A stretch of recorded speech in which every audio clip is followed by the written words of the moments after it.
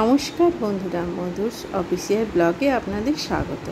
আমি ভালো আছি, আপনারা ভালো আছেন তো?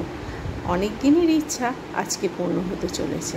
বেরিয়ে পড়লাম নৈহাটিতে বড়মা ঠাকুরের দর্শনের জন্য। আমি একা না, সাথে ছিল আমার বান্ধবীদের ফ্যামিলি।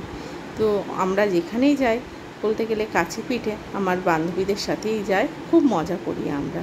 আর এখানে দেখো, এরা হলো আমার বান্ধবীর মেয়েরা, সাথে আমার মেয়েও আছে। সবাই মিলে প্রথমে আমরা আসানসোল থেকে বর্ধমান থেকে ব্যান্ডেল, আর ব্যান্ডেল থেকে নৈহাটি যাব। তো বেরিয়ে পড়লাম। সকালটা তো বুঝতেই পারছো, এই গরমের দিনে প্রচণ্ড গরম। আর এই যে আমার বান্ধবীরা, আমরা যেখানেই যাই আমরা একসাথেই যাই।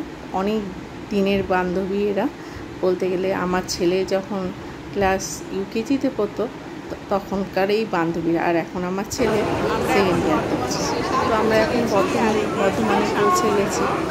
এখানে বসে কিছুক্ষণ রিল্যাক্স করছি। আমি একটু পরেই আবার ট্রেন চলে আসি। যেতে তো খুব উৎসাহ ছিল, তখন পুজো দেবো, বড়মা ঠাকুর দর্শন করবো। আর এই যে দেখো, আমার বান্ধবী গান গাইছে খুব সুন্দরভাবে।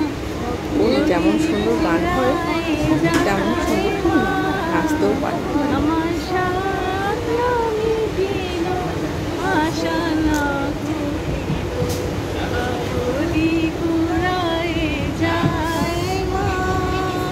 এখন এখানে গানের আসর বসছে।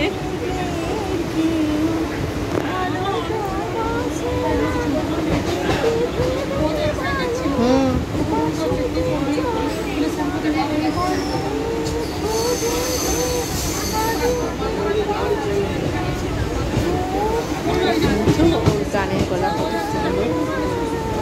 আর এই না হলে আমাদের কিন্তু ভ্রমণটা ইনকমপ্লিট থেকে যায়। এই হলো আমাদের মেন সদস্য দলের, সব দিক থেকে এন্টারটেনমেন্ট করে, খুব হাসি খুশি, খুব ভালো না। পৌঁছে গেলাম আমরা নৈহাটিতে। গিয়ে দেখো কত লাইন।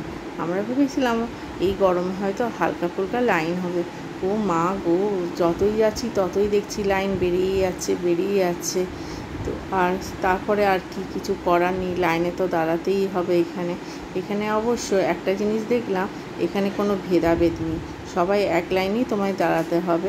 কেউ টাকা পয়সা দিয়েও আলাদা লাইন করতে পারবে না। খুব ভালো, এই সিস্টেমটা ভালো লাগলো। অনেক দিনের ইচ্ছা পূর্ণ হচ্ছে।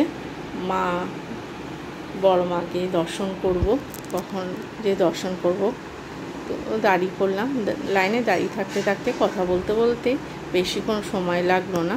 আর এই দেখো মেন মন্দিরটা, আর এখান দিয়ে হলো তার প্রবেশ দ্বার।